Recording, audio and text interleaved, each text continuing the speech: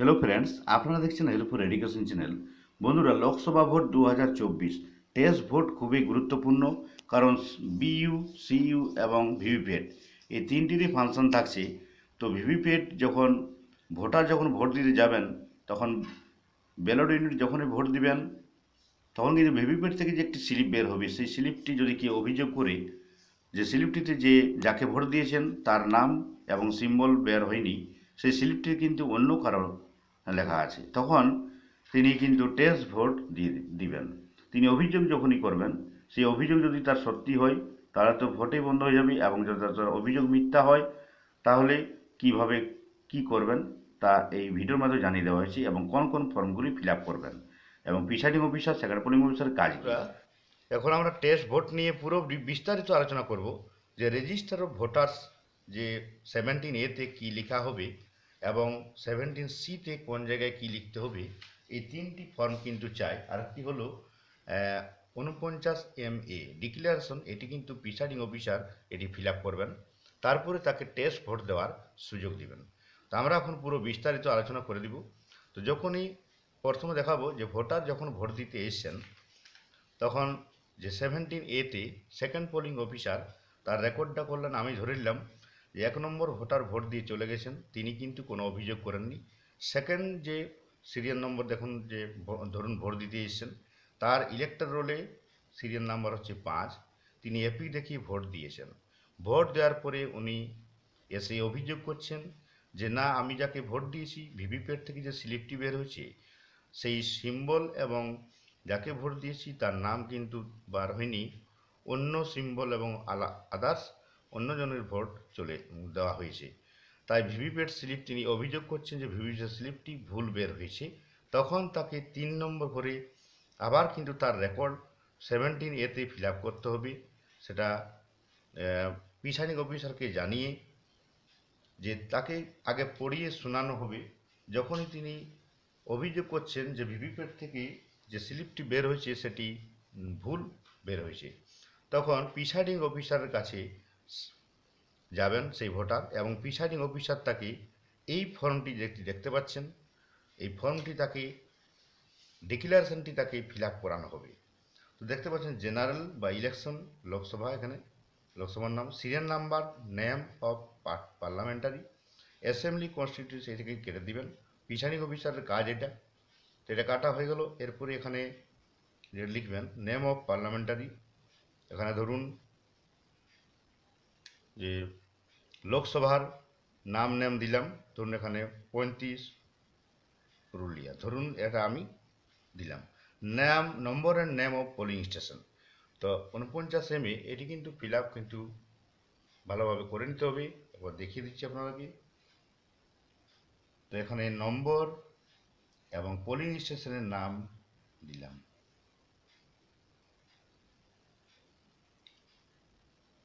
বন্ধুরা, এগুলো কিন্তু যে টেস্ট ভোট জেনে থাকা দরকার, কারণ হতে পারে আপনার বুথে যদি কোনো করে টেস্ট ভোট হয়ে যায়, তাহলে কিন্তু এগুলো আপনাকে জেনে থাকতে হবে আগামী। তো এখানে দেখতে পাচ্ছেন সিগনেচার, এখানে এই যে পড়ার, এটা কিন্তু পড়িয়ে শোনাবেন যে ডিক্লারেশনটি যে লেখা আছে, যদি তিনি যে অভিযোগ করেছেন, তো I am aware of the penal provision of selection section 177 of the IPC that I shall be liable to be punished with imprisonment for a term which may extend to 6 months। 6 মাসের জেলও হতে পারে, অথবা তাকে 1000 টাকা fine দিতে হতে পারে, অথবা দুটোই শাস্তি হতে পারে যদি তিনি যে অভিযোগটা করছেন সেটা যদি ভুল প্রমাণিত হয়, ইনকারেক্ট যদি হয়, তাহলে তাকে এই জন্য এইটা পড়িয়ে শোনানো প্রিসাইডিং অফিসার সেই ভোটারকে, যিনি টেস্ট ভোট দিতে চাইছেন, আবার দিতেছেন, তিনি ভিভিপ্যাট থেকে স্লিপটি ভুল বের হয়েছে এমনই দাবি করেছেন, তখন তাকে এখানে signature thumb impression of the elector, name of the elector, ইলেক্টরের নাম দিলেন, এখানে হয়তো কিছু একটা নাম দিয়ে দিলেন। ইলেক্টরের নাম আমি এখানে দিলাম বীরবল, ভোটারের নামটা এখানে দিয়ে দিলাম বীরবল, তার বাবার নাম দিলাম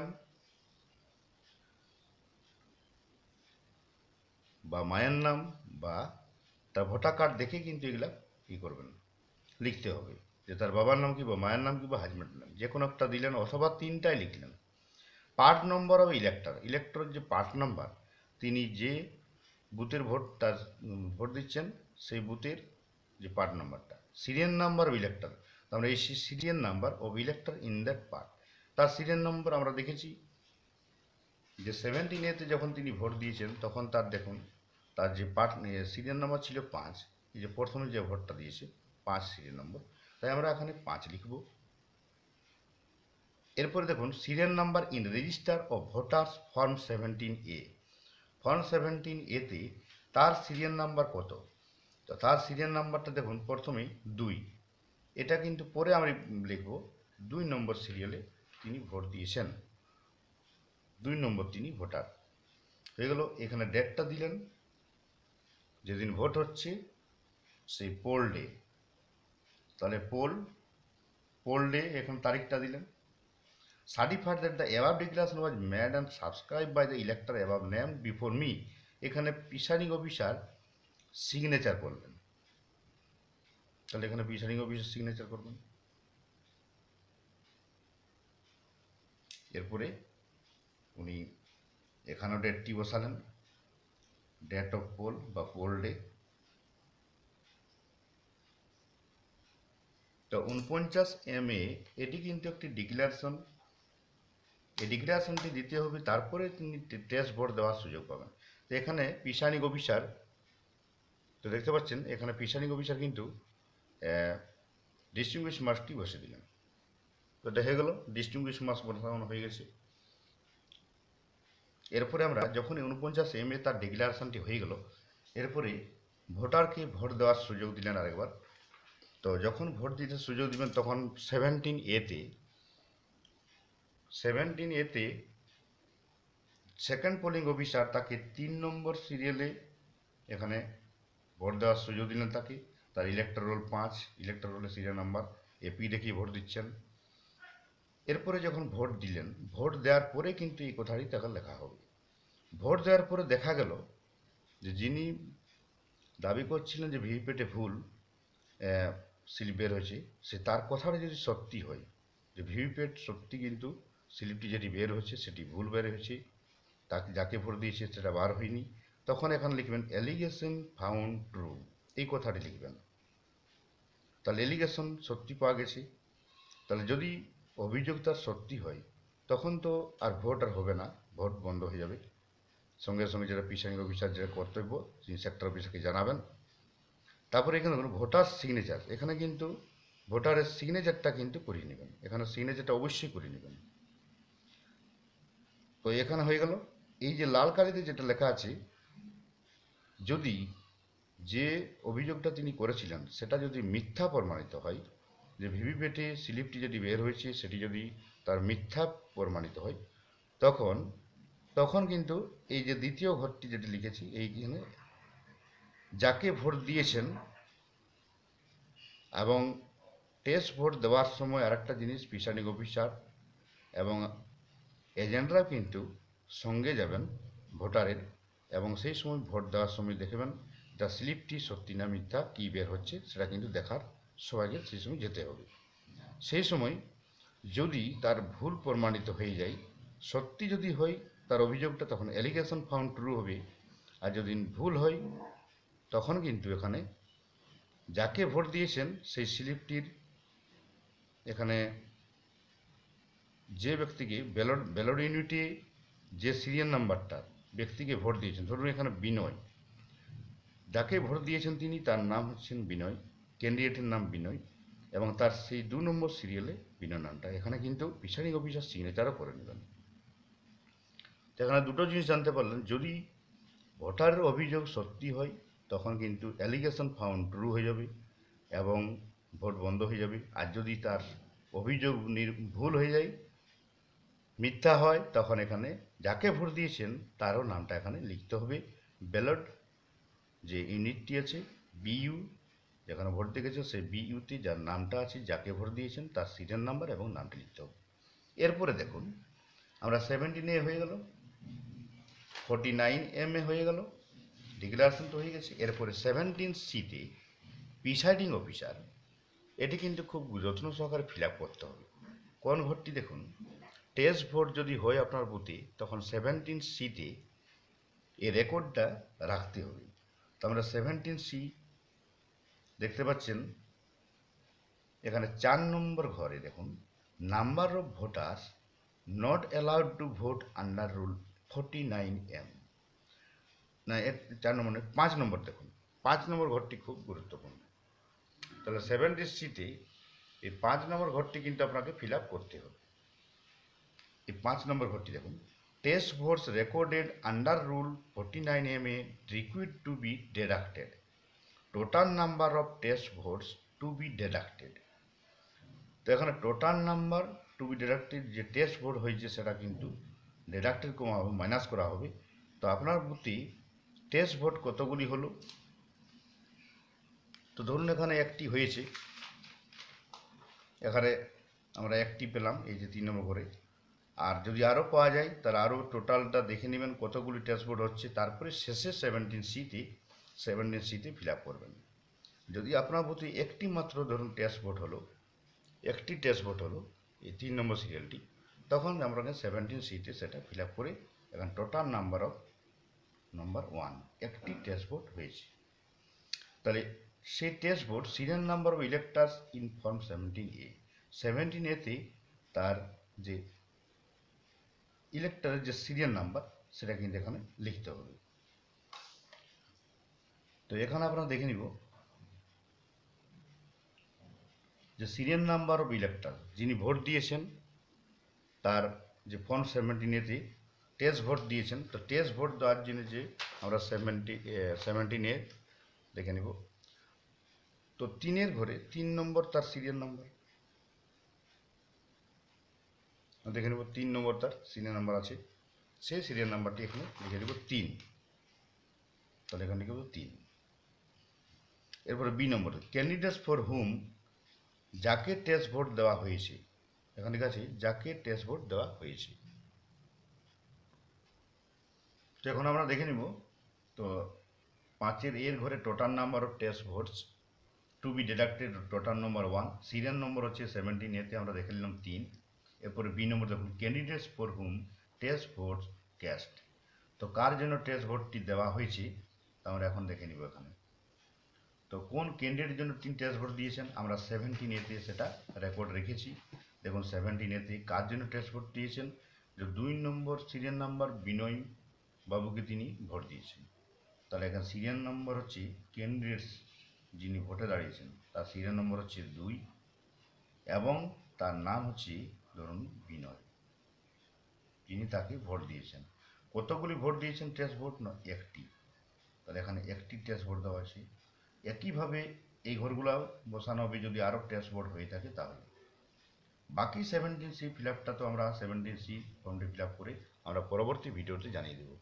এখন আপনাদেরকে এটা দেখিয়ে দিলাম যে এই জায়গাটাতে টেস্ট ভোটস রেকর্ড কিভাবে করবেন সেটা কিন্তু এখানে লিখে দেবেন। এরপরে আমরা দেখে নিব। তো এখানে কিন্তু লিখে দিতে হবে আপনাকে।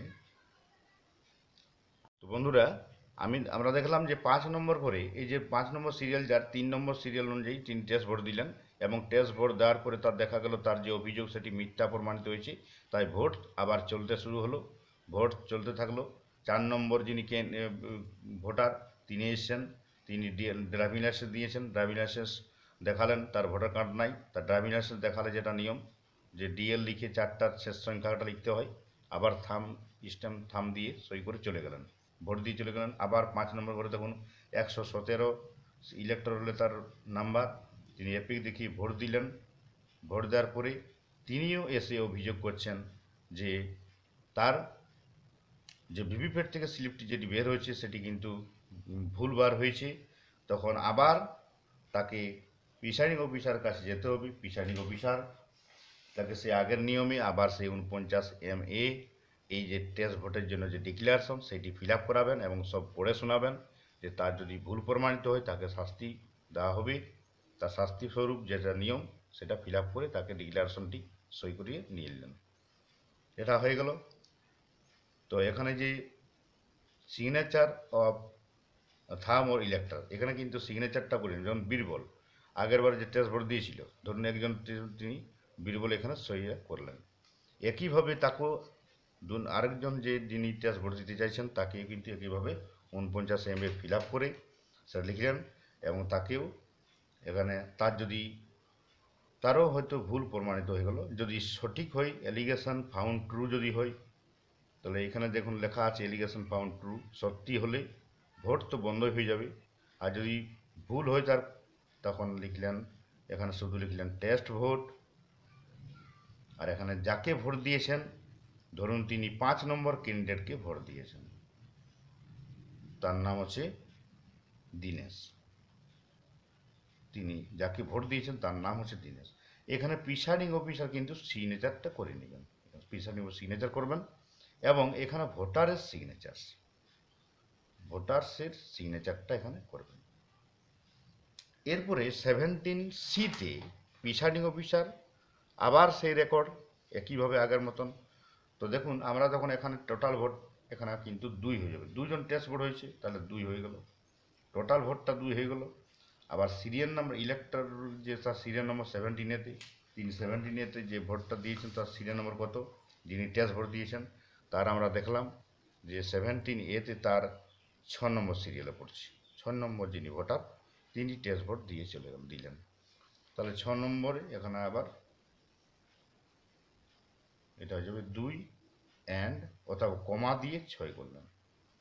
আরও যদি টেস্ট ভোট হয়ে থাকে তাই টোটাল সংখ্যাটা কিন্তু পরে লিখবেন, কারণ টেস্ট ভোট যদি আরও হয়ে থাকে শেষ পর্যন্ত তাহলে জন্য টোটাল সংখ্যাটা সিরিয়াল নাম্বারগুলো লিখে দিবেন, যতজন হচ্ছেন তার সিরিয়াল নাম্বারটা লিখে হয়ে যাবে।